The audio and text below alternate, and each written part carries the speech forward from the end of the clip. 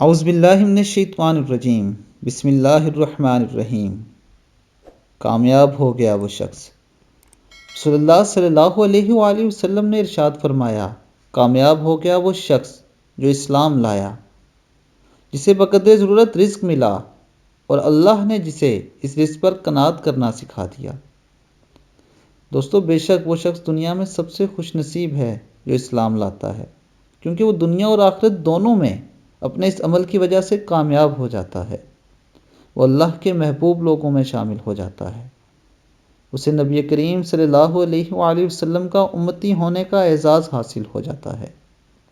لیکن دوستو، اس شخص سے زیادہ بڑھ کر خوش نصیب وہ ہے جسے اللہ تعالیٰ بقدر ضرورت رزق عطا فرما دے، اتنا رزق عطا فرما دے کہ اس کی ضروریات پوری ہوتی رہیں۔ اور ان دونوں سے زیادہ خوش نصیب وہ ہے جسے اللہ تعالیٰ اسلام بھی عطا فرمائے، پھر اسے رزق بھی عطا فرمائے اور اس رزق پر اللہ کا شکر ادا کرنا سکھا دے۔ دوستو، وہ شخص دنیا کا سب سے کامیاب اور خوش نصیب شخص ہے۔